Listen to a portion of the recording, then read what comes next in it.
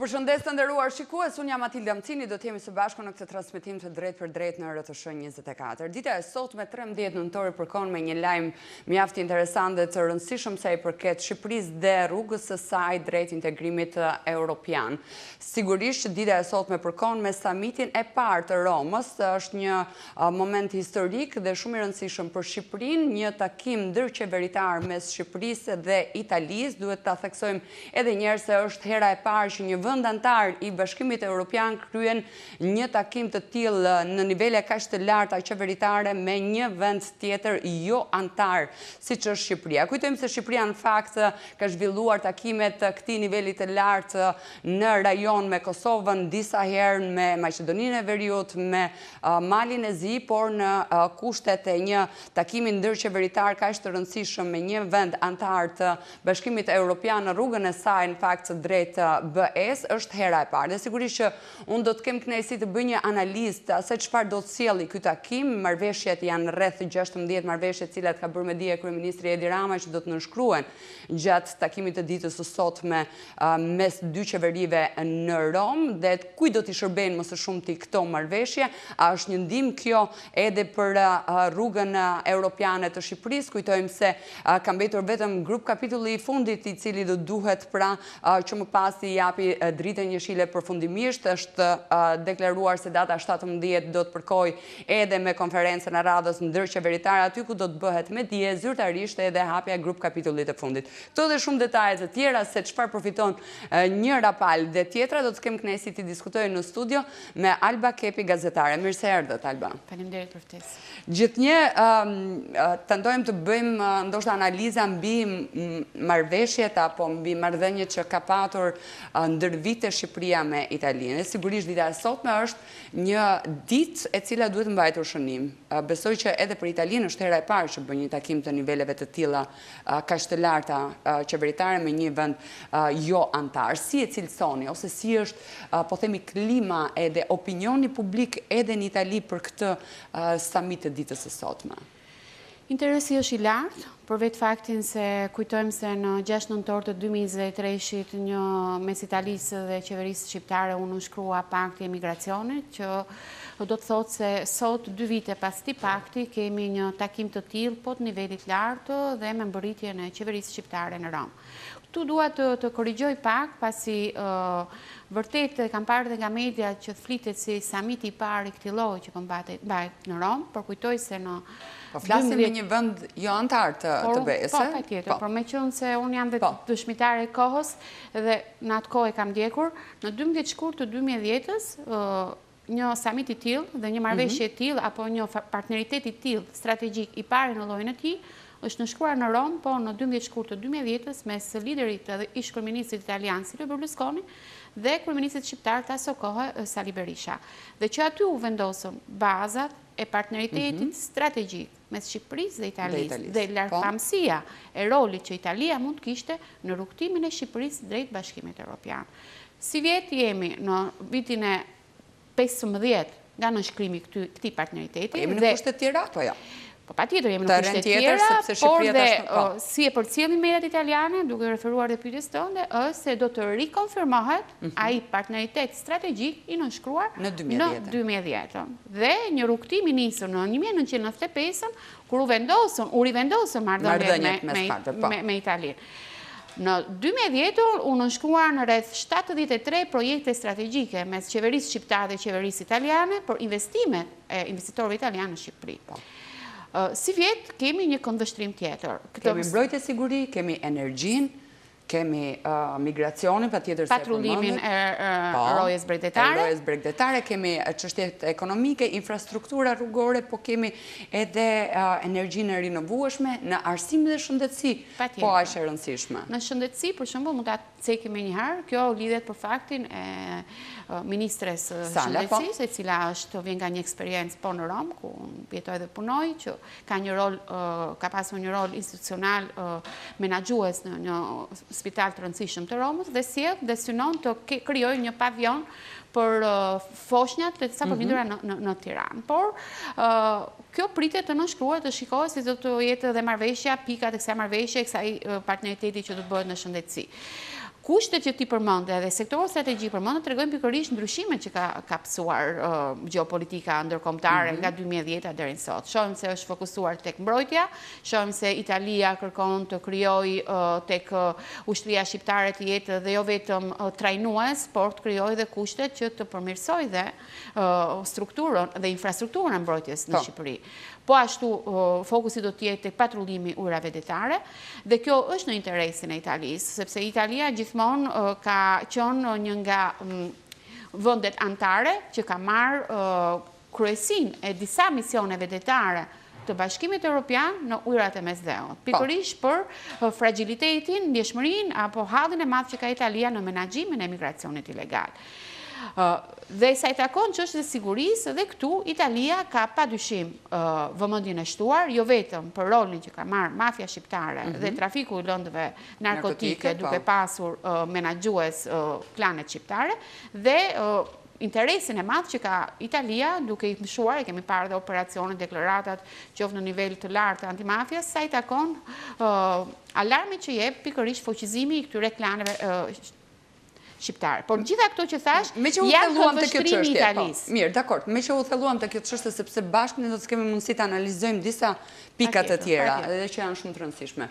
Se ndonjëherë krijohet perceptimi që Shqipëria për shkak se është ajo që është më e interesuar që të jetë me kushtet barabarta, me vlerat barabarta, të ulet në tryezën si e barabartë si shtetë europian, pra të jetë pjesë e BE-s dhe shpesh krijohet perceptimi se Shqipëria mund të jetë ajo që mund të jetë më shumë e avantazhuar dhe mund të përfitojë më shumë nga marrëveshje të tilla. Rasti konkret ajo që përmendet ju. Pra po themi që është një moment win-win, fitojnë të dyja palët edhe Italia pa çka se ne e dim në raport me Shqipërinë edhe nivelin industrial apo ekonomik apo zhvillimin e saj ka shumë vite dritë larg Shqipërisë.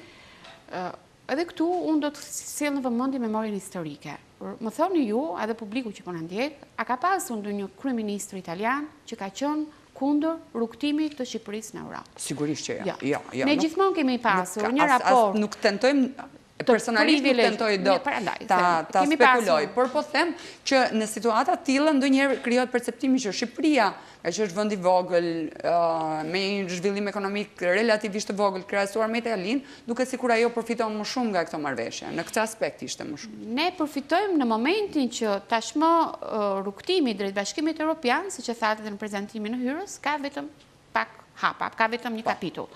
Në këtë fakt dhe në këtë pozicion që jemi, roli edhe krau i djathtë që po jep Italia, qoftë në prezantimin e asaj çka janë hapa që po bën Shqipëria dhe po si thuash mënyrën se Shqipëria, strategjia që po përdor Shqipëria për të hyrë në Bashkimin Evropian, është e drejtë, se ka gjetur tek Italia një aleat i cili është më besnik, dhe cili lidhin jo vetëm gjeografia, lidhin interesa e gjithçka tjetër. Unë mendoj se pyetja që ne duhet bëjmë është se sa përfiton populli shqiptar, shqiptarët nga këto marrëveshje, sepse ne në marrëveshjen e emigrantëve duhet të jemi koshient, ndoshta jam nga të pakta që vijoj ta kundërshtoj dhe ta jem kundër kësaj marrëveshje, ne kemi humbur sovranitetin e një territori i cili ishte një nga portet më rëndësishme të veriut, i cili u sol si një vend që do të sillte, do të hapte vende pune për një zonë mjaft problematike. Dim Shëngjini, Lezhë, ka një zhvillim në kësaj zone. Por jemi faktikisht që aty vendet e punës nuk u hapën. Gjykatat italiane e bllokuan këtë marrëveshje. Kemi vetëm 20 emigrantë që shkojnë e vinë. Po, u bllokua kjo marrëveshje nga gjykatat italiane për çështjet brendshme të tyre, të konceptit të tyre. Por ne nuk përfituam asgjë. Nuk përfituam. Prandaj e bëra pyetjen, çfarë përfitojnë shqiptarët nga këto marrëveshje? Dhe ne sot, përveç idesë që do të kemi përforcuar partneritetin strategjik, aleancën, mbështetjen që Giorgia Meloni na jep në rrugtimin evropian, që nuk na ka munguar. Një pyetje spekulative me këtë që thonë ju. Kushdo që shikon edhe bisedën së bashku që na dëgjon, thot, dakord, atëherë në qoftë se shqiptarët nuk përfituan nga marrëveshja e migracionit. Atëherë, pikërisht për këtë arsye, pra është spekulim, edhe vetë qeveria italiane, me në krye Giorgia Melonin, mund t'jetë një shërbes ky takim i sotëm, ky summit i sotëm që po i bëhet Shqipërisë në raport mirënjohje, falënderimi për atë që mori përsi për këtë lloj kostoje të migrantëve? Edhe këtu... Ekziston dhe ky lloj spekulimi, edhe ky lloj dyshimi që mund të... Spekulimi është propagandistik, për faktin se jemi plot 2 vite nga nënshkrimi i marrëveshjes në 6 nëntor 2023. Kemi gjithashtu një fakt tjetër, se në një vit nga hapja e bërjes operative të këtyre kampeve, ne nuk kemi parë një rezultat nga këto kampe. Dhe kur flas spekulime, flas nga spekulimet në këndvështrimin e qeverisë Meloni. Qeveria Meloni ka një debat të fortë aktualisht, edhe sot që po mbahet ky samit, për dështimin dhe kostën e lartë financiare që këto kampe që ndërtuar në Shqipëri kanë për popullin italian. Dhe Giorgia Meloni, duke ardhur në këtë samit, vjen me faktin, duke hedhur poshtë gjithçka që po shkryer gjatë këtyre 2 viteve, dhe duke thënë se ne e rikonfirmojmë këtë partneritet dhe ne vim duke rikonfirmuar idenë që qendrat e emigrantëve, hotspotet, ato që janë për riadhesimin e migrantëve, mund të ndërtohen në një vend jo antar të BE-s. Dhe vjen me një strategji largpamëse Italia, pasi në pranverë të 2026-s, ne dimë që Bashkimi Evropian do të aprovojë politika se i takon menaxhimit të emigracionit ilegal. Dhe në këto politika, Italia ka marrë rolin apo drejtimin për të favorizuar që hapja këtyre apo menaxhimi i krizës emigracionit ilegal mund të bëhet përmes vendeve të treta jo anëtare të BE-s dhe sjell në tavolinën e negociatave të BE-s mes vendeve anëtare sjell shembullin eksakt të Shqipërisë. Kjo është këndvështrimi që vjen nga Italia. E shohim pak në aspekt pak më makro. Më herët, Alba ju përmendet në fakt edhe ndryshimet gjeopolitike të viteve të fundit, po këto ndoshta edhe derivati asaj çfarë ndodh ende në Ukrainë, agresioni rus dhe mënyra se si edhe shtetet e BE-s, por jo vetëm edhe Amerika është pozicionuar kundër Rusisë, sanksionet e tjera. Pra duke pasur parasysh këtë klim të re gjeopolitike, patjetër thamë që Shqipëria është në të drejtën e saj për të përdorur mjetet dhe avantazhet e veta që ta përshpejtojë rrugën e saj drejt BE-s. A mendoni se po përfiton dhe ka momentin e saj më të mirë Shqipëria për të fituar këtë pozicionin strategjik më të fortë në rajonin Adriatik Jonian? Tani duhet të themi se Bashkimi Evropian është shumë i vonuar ndaj vendeve të Ballkanit Perëndimor. Ka lënë një vend bosh prej shumë vitesh, mos themi për më shumë se një dekade, dhe Italia këtë e ka nënvizuar shumë herë, duke kuptuar pozicionin, rolin gjeopolitik që kanë vendet e Ballkanit Perëndimor, padyshim dhe Shqipëria, duke qenë dhe vendi i parë hyrës në brigjet e Adriatikut. Dhe padyshim që Shqipëria duhet dhe është mirë ta shfrytëzojë këtë moment, jo vetëm të interesit që ka Italia për ta përdorur për menaxhimin e emigracionit ilegal, për interesat e saj edhe në gjeopolitikën botërore, por mbi gjitha Shqipëria me këtë jep mundësi Europës që ne ja ku jemi, ne po vijemi në dispozicion, po ju ndihmojmë dhe në ato që ju keni handicap dhe nuk po e zgjidhni prej vitesh, por dhe ju duhet të jepni të na fusni në familjen europiane. Pasi nga pozicioni gjeografik ne jemi në Europë. Dhe kjo vonesë e BE-s i këtyre vendeve të Ballkanit Perëndimor është e pashpjegueshme. Padyshim se mund të ketë kritika, korrupsioni, trafiku, kanabizimi i vendit siç ishte më parë, shumë gjëra të tjera që kanë justifikuar vonesën, por kjo vonesë në kushtet e gjeopolitikës që ju e nisët pyetjen është nuk duhet toleruar më. Pasi ky vend bosh që ka lënë Bashkimi Evropian në vendet e Ballkanit Perëndimor mund të zihet nga po zihet nga Rusia, nga Kina, nga Turqia, dhe ky është dhe alarmi që vjen dhe nga tregu ekonomik, se duke zënë dhe duke bërë mbizotërues, duke marrë rol pasor këto tre fuqi në tregun ekonomik, padyshim marrin rol pasor dhe në gjeopolitikë. Se është tregu ekonomik që lëviz edhe shumë marrëveshje tregtare që favorizon më shumë dhe marrëdhëniet mes vendeve. Prandaj them që në këtë këndvështrim është e drejta jonë dhe padyshim, prandaj thash, nuk kemi pasur kur një kryeminist italian që nuk ka qenë kundër partnerit strategjik dhe kundër rrugtimit të Shqipërisë në BE, dhe në këtë momente Giorgia Meloni nga një ranë vjen me një paketë gati të zgjidhjes së hallit të emigracionit, që prej, prandaj po shtyhet që firmoset brenda 2025-s të rinovohet brenda 2025. Është vetëm halli e emigracionit i Italisë? Edhe halli i gjeopolitikës. Sepse pyetja që kam pas kësaj që ju analizuat është natyrshëm pse sipas jush ose pse ne mendojmë se Italia ka zgjedhur pikërisht Shqipërinë si një partner kyç për projektet, jo vetëm të emigracionit që i përmendëm, po edhe të mbrojtjes apo edhe të energjisë.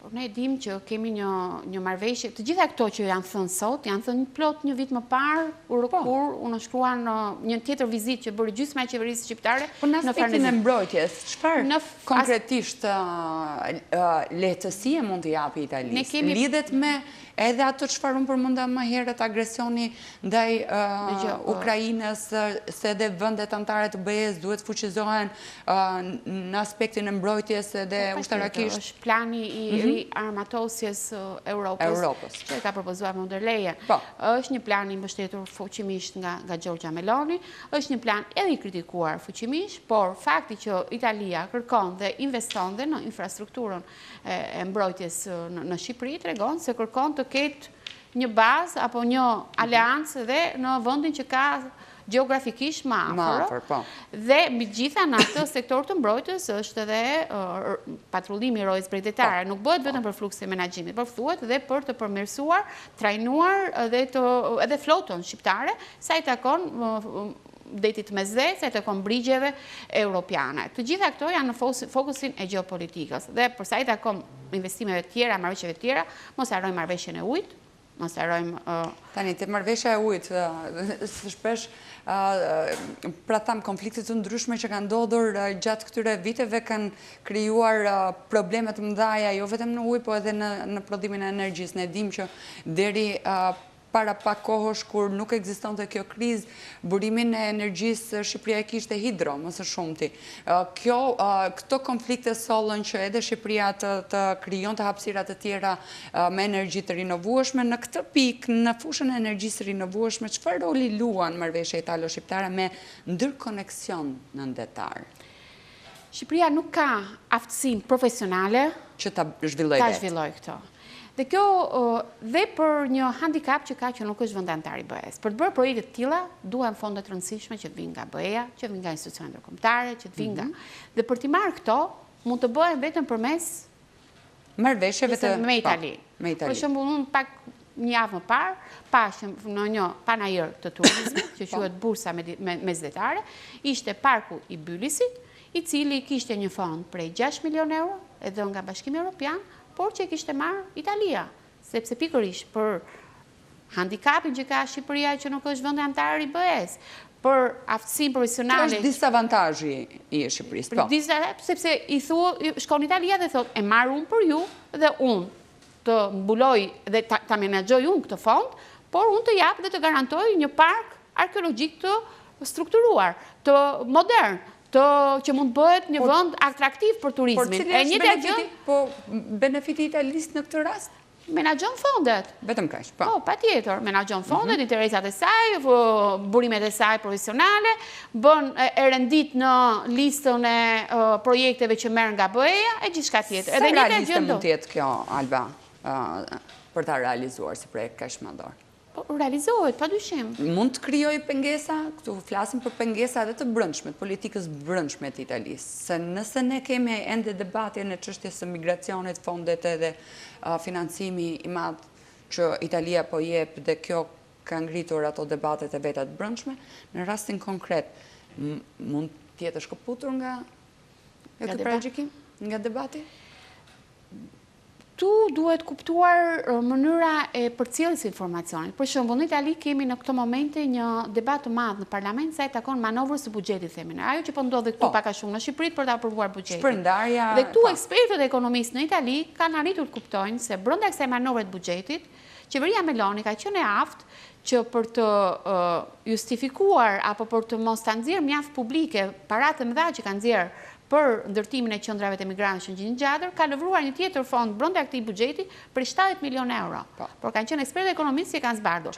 Tani, e njëjta gjë, mendoj se duhet të jetë ky debat dhe në Shqipëri. Nga gjitha këndvështrimet politike, mediatike, publike, duhet të ketë, prandaj dhe nisa bisedën, që çfarë përfiton shqiptarët. Mendoj se është e detyrueshme të kemi më shumë informacion dhe më shumë komunikim për të kuptuar se kjo është moment transparence që duhet të spjegojnë ato, por ne çfarë mund të perceptojmë vetë vetëm nga Ne rëndësia perceptojmë mbi gjitha se forcojmë dhe njëherë aleatin tonë më të afërt, përfitojmë në një aspekt të sigurisë dhe të mbrojtjes qytetare.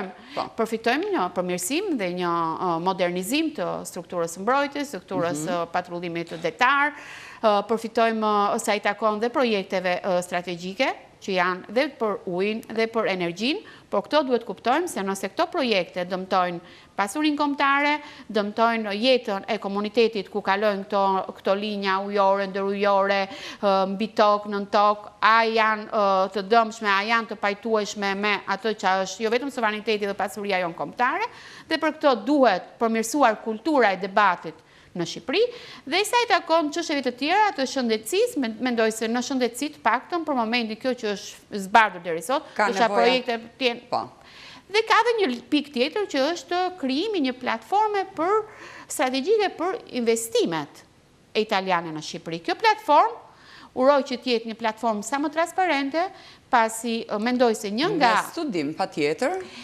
Ato e kanë quajtur platformë. Mendoj se kjo platformë bëhet pikërisht për momentin që ka Shqipëria që numri i investimeve të paktën italiane vijon të jetë i reduktuar. Nuk flasim për investime madhore. Kjo platformë ndoshta është edhe një kërkesë e qeverisë italiane për të krijuar një platformë të miruar me objektiv të qartë se ku ka nevojë Shqipëria për të investuar, dhe ku Italia ka burimet e investitorëve për të sjellë. Aktualisht në Itali, në Shqipëri, ne kemi mbi 3.000 investitorë italianë. Por, shumë pak për tyre janë investitorë të mëdhenj. Mos harrojmë shifrat se këto janë të rëndësishme për publikun. Italia është partneri i parë tregtar i Shqipërisë, ka një kuotë thuhet ke 20% i PPB-s, nuk është pak. Është partneri i 4 sa i takon investimeve, dhe kjo është negative.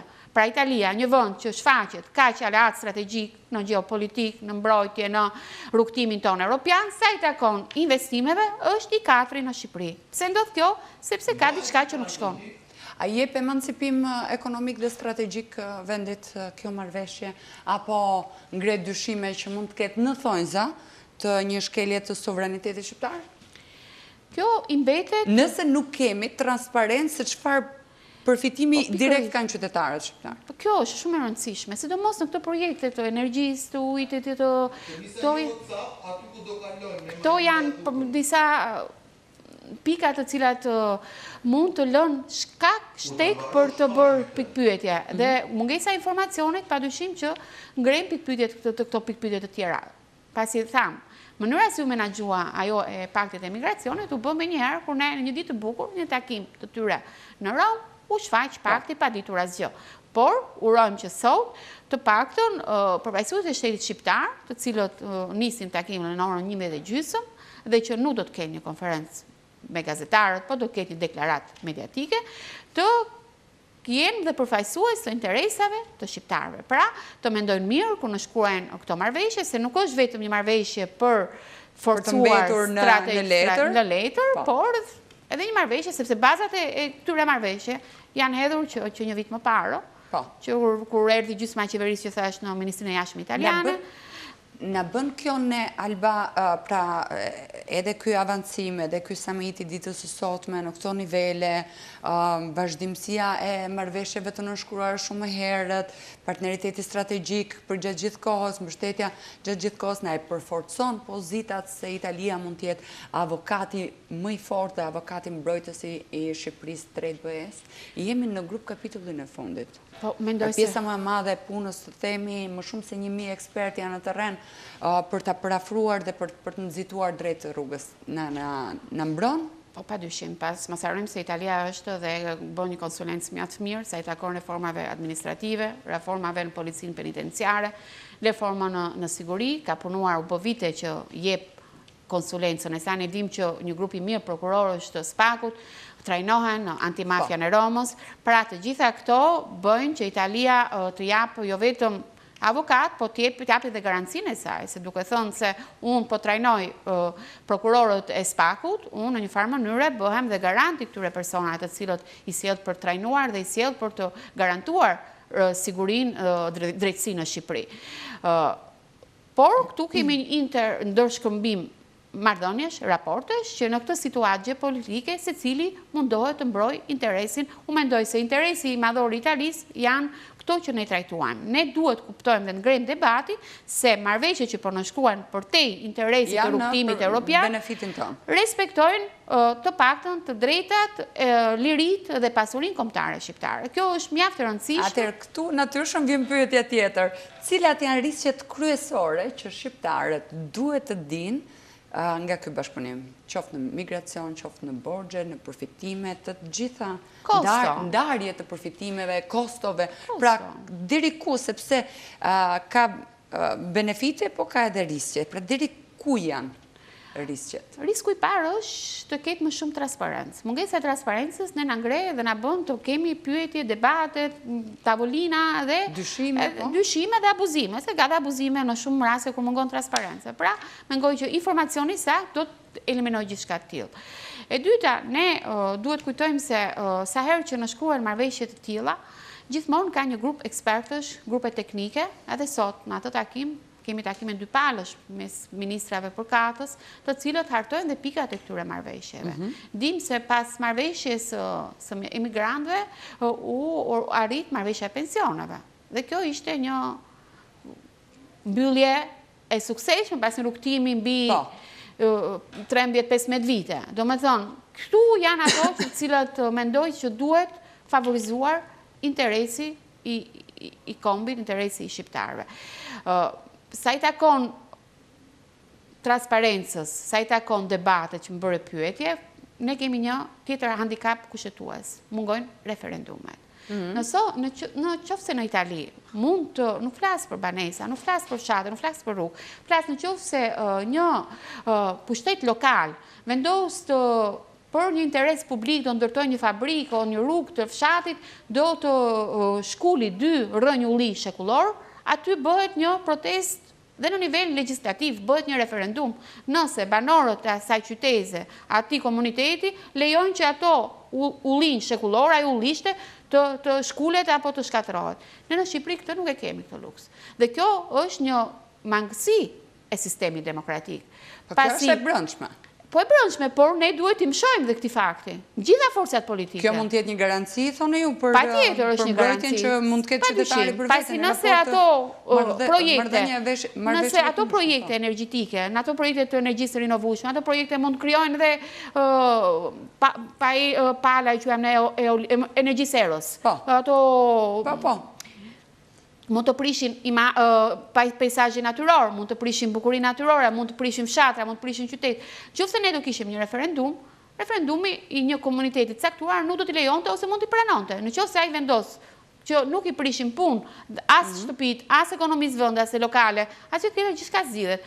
Por duke pasur të handicap kushtetues, mendoj që ne i lëm shtek dhe këtyre polemikave, debateve që në ngrejnë. Alba, ju e keni jetën mes Shqipërisë dhe Italisë. Sigurisht në Itali investoni, jetoni, edhe profesionin tuaj keni më shumë të fokusuar atje. Kjo nuk do të thotë që nuk ka rëndësi Shqipëria. Por gjithsesi, si një gazetari që ushtronin profesionin në Itali, do doja të dija ndoshta edhe nga komunikimet që keni me komunitetin shqiptar atje. Cilat janë perceptimet kryesore që keni dëgjuar nga shqiptarët atje për këto lloj marrëveshjesh që pritet të ndëshkruhen? Dakord, për çështjen e pensioneve ishte një përshëndetje, një broritje, një kërkesë, një moment i bërë realitet për ta. Por flasim për pjesën tjetër.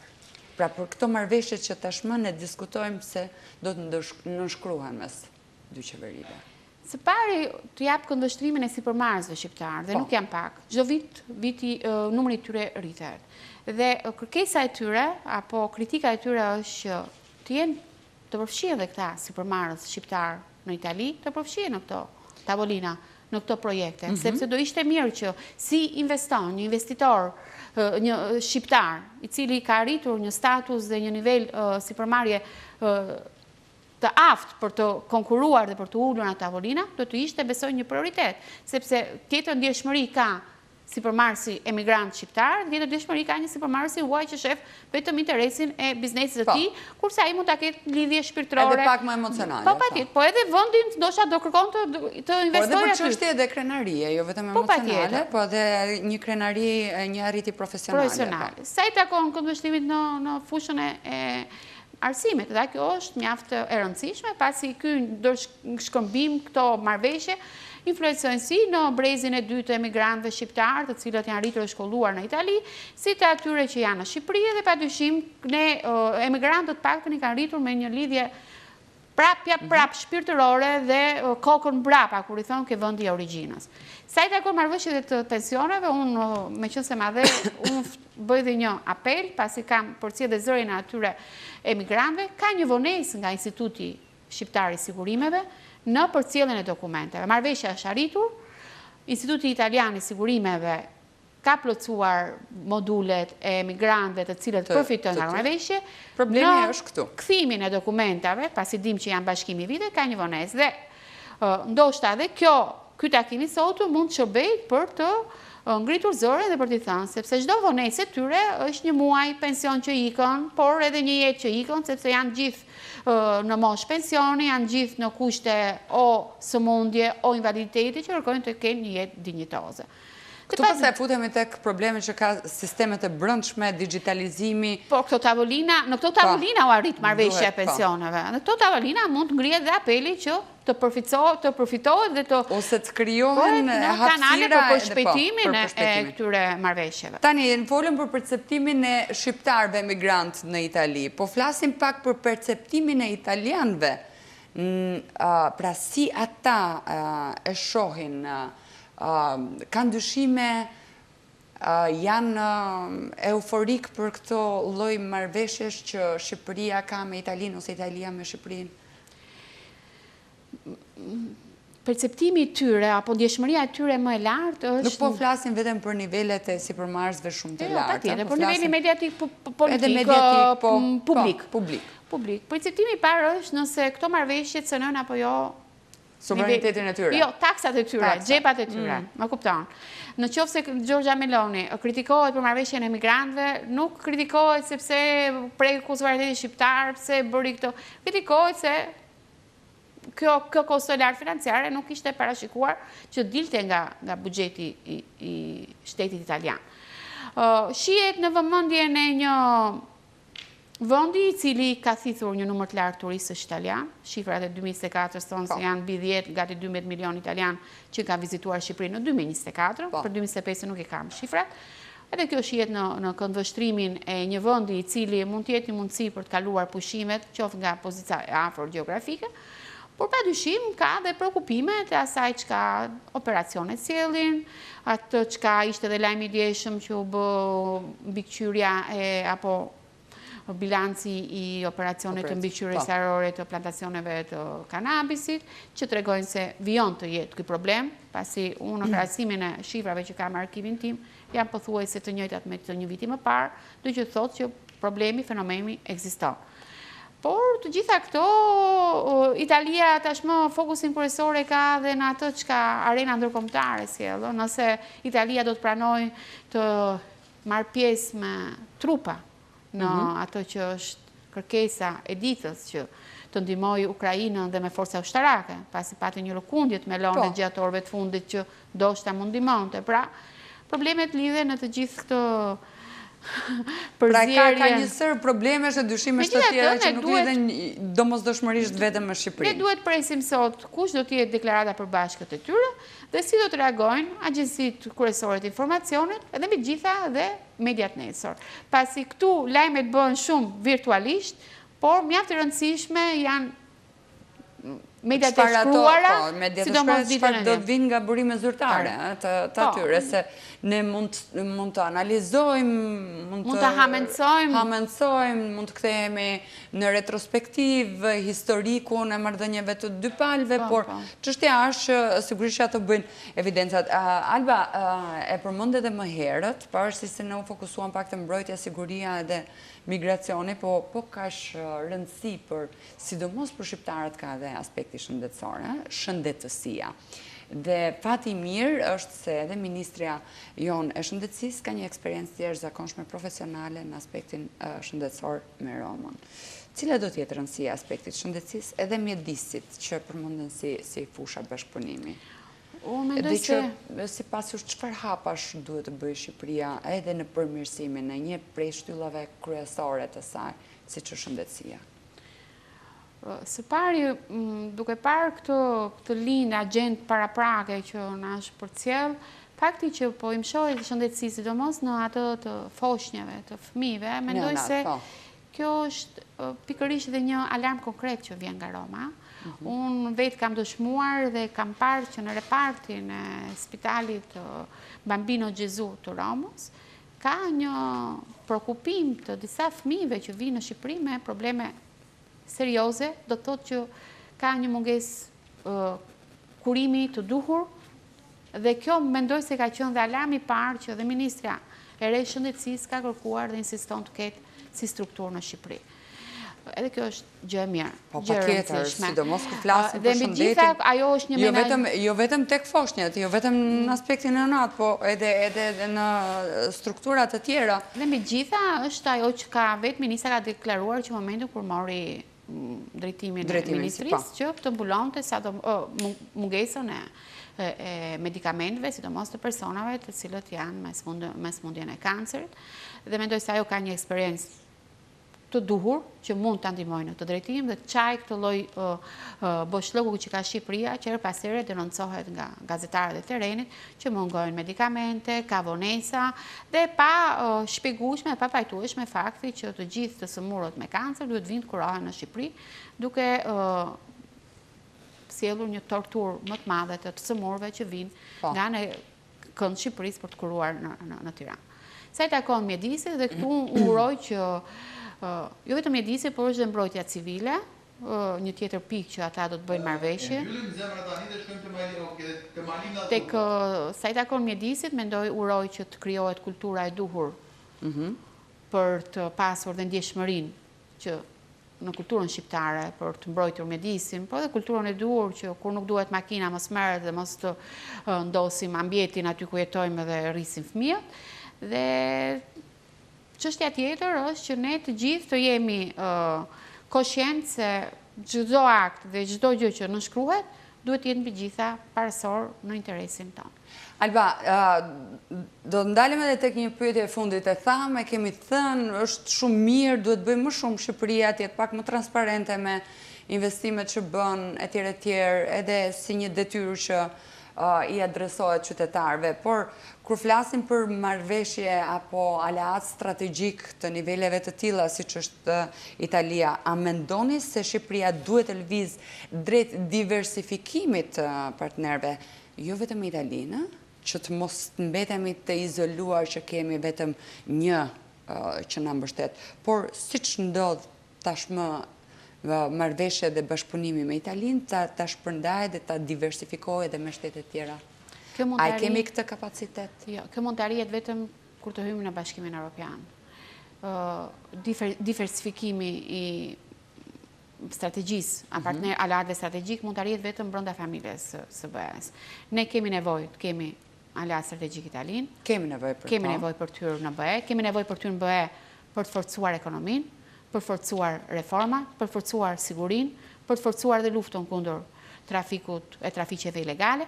Kemi nevojë të domosdoshme këtë. Vetëm pasi të hyjmë brenda në BE, në kushtet e një antarit barabartë me vendet e BE-s, mund të kemi luksin dhe të synojmë për aleat të tjerë strategjik. Por mendoj se një aleat strategjik si Italia, që është vend themelues idesë së Bashkimit Evropian dhe një nga ekonomitë më të rëndësishme të eurozonës, është më se mjaftueshëm për të na ndihmuar në këtë rrugtim. Urojmë që ne të jemi të aftë që kjo mundësi që po jepet të shfrytëzohet në drejtimin e duhur për të forcuar shtetin me këto reforma që thash dhe për të forcuar idenë e sovranitetit kombëtar. Faleminderit shumë Alba, ishte kënaqësi si gjithmonë biseda me ty. Faleminderit juve për ftesën.